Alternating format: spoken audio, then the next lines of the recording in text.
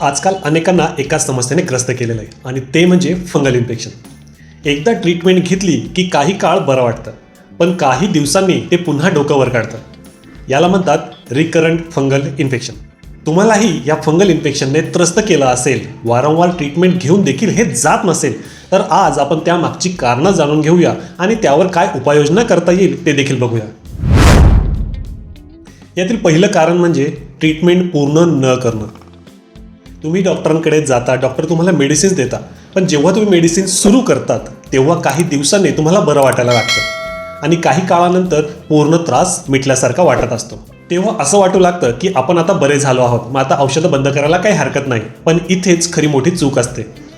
जेव्हा तुम्हाला बरं वाटायला लागतं तेव्हा देखील काही दिवस, म्हणजे तुमचा आजार बरा झाल्यानंतर देखील काही दिवस तुम्हाला ट्रीटमेंट घ्यायची असते. हे तुम्हाला लक्षात असायला हवं. बरं वाटायला लागलं म्हणून ट्रीटमेंट बंद करू नका. डॉक्टरने जितक्या कालावधीसाठी तुम्हाला ट्रीटमेंट घ्यायला सजेस्ट केलेलं आहे ती ट्रीटमेंट त्यांच्या सल्ल्यानुसार पूर्ण करायला हवी. दुसरं, चुकीचे प्रोडक्ट वापरणे. क्लिनिकमध्ये रोज ह्या फंगल इन्फेक्शनचे पेशंट येत असतात. काहींना काही दिवसापूर्वी झालेला असतो, तर काहींना अनेक वर्षापासून या फंगल इन्फेक्शनने त्रस्त केलेलं असतं. आणि हे प्रत्येक पेशंट काही ना काही प्रयोग करून आलेले असतात. काही डॉक्टरांच्या सल्ल्याने, काही मित्रांच्या सल्ल्याने, तर काही मेडिकल ओनरने काहीतरी क्रीम लावायला दिली म्हणून ते प्रयोग करत असतात. अनेक वेळेस ओव्हर द काउंटर मिळणारे प्रॉडक्ट हे चुकीच्या पद्धतीने वापरले जातात किंवा ते प्रॉडक्टच चुकीचे असतात ज्याचा तुम्ही वापर करत असतात. विशेषतः तुम्हाला जेव्हा फंगल इन्फेक्शन असेल तेव्हा तुम्ही ओव्हर द काउंटर मिळणारे काही क्रीम लावतात ज्यामध्ये स्टेरॉइड असण्याची शक्यता खूप जास्त असते. असे स्टेरॉइड युक्त क्रीम जर तुम्ही लावले तर त्याने फंगल इन्फेक्शन बरं होत नसतं, उलट त्या ठिकाणी डॅमेज देखील वाढत असतो. तिथे तुमची स्किन ही पातळ होत असते, तिथे फंगल इन्फेक्शन अजून वाढण्यासाठी मदत होत असते आणि काही वेळेस तो डॅमेज परमनंट देखील असू शकतो. त्यामुळे ओव्हर द काउंटर मिळणाऱ्या मेडिसिन्समध्ये स्टेरॉइड आहे किंवा नाही हे चेक करून घ्या. मी काही लिस्ट देणार आहे की जे ओव्हर द काउंटर मेडिसिन तुम्ही ट्राय करू शकता ज्यामध्ये स्टेरॉइड नाही आहे. तुम्हाला जास्त प्रमाणात घाम येत असेल तर हे देखील कारण असू शकतं तुमचं फंगल इन्फेक्शन पुन्हा पुन्हा येण्यासाठी. फंगल इन्फेक्शन वाढण्यासाठी ओलसर वातावरण हे फेवरेबल असतं. म्हणजे वातावरणामध्ये जर ओलावा असेल तर बुरशी वाढते, हे आपण सर्वसाधारणपणे बघत असतो. त्यानुसारच जर तुमची स्किन ओलसर राहत असेल, तुम्हाला घाम जास्त येत असेल, तर अशा ठिकाणी हे इन्फेक्शन वाढलेलं दिसून येतं. यासाठी तुम्हाला त्वचा कोरडी ठेवायची आहे. तुम्ही जर स्ट्रेनस वर्क करत असाल, म्हणजे अशा प्रकारचं काम की जिथे तुम्हाला घाम जास्त येत असेल, तर तुम्हाला दिवसातून 2 वेळेस आंघोळ करावी लागणार आहे.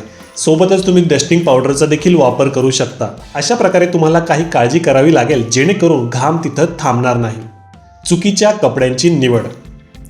जर तुम्ही घट्ट कपडे वापरत असाल, उदाहरणार्थ जीन्स किंवा जाड कापड वापरत असाल, तर याने शरीरातला उष्मा कोंडला जातो आणि त्याने जास्त प्रमाणात घाम येऊन फंगल इन्फेक्शन येऊ शकतं किंवा ते वाढीला मदत करू शकतं. यासाठी तुम्हाला सुती सैल कपडे वापरायचे जेणेकरून एअरेशन चांगल्या पद्धतीने राहील आणि घाम तिथे चिकटून राहणार नाही आणि परिणामी फंगल इन्फेक्शन वाढणार नाही.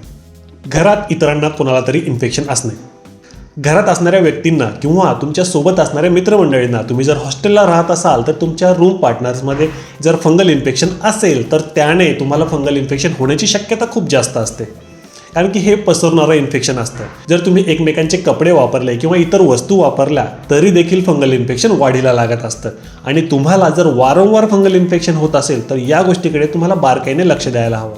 आहारामध्ये साखरेचं प्रमाण कमी असावं.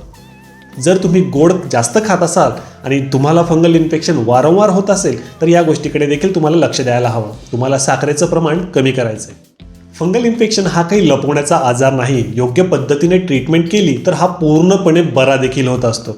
फक्त चुकीची ट्रीटमेंट करू नका. डॉक्टरांकडे जा, त्यांच्या सल्ल्यानुसार पूर्ण ट्रीटमेंट करा आणि आपण जे आता पॉईंट्स बघितले त्यांचं काटेकोरपणे पालन करा. तुमचं फंगल इन्फेक्शन नक्कीच नाहीसं होणार आहे. तुमच्या ओळखीच्या मित्रमंडळींपैकी जर कोणाला फंगल इन्फेक्शन असेल आणि ते वारंवार होत असेल तर हा व्हिडिओ त्यांच्यापर्यंत नक्की शेअर करा.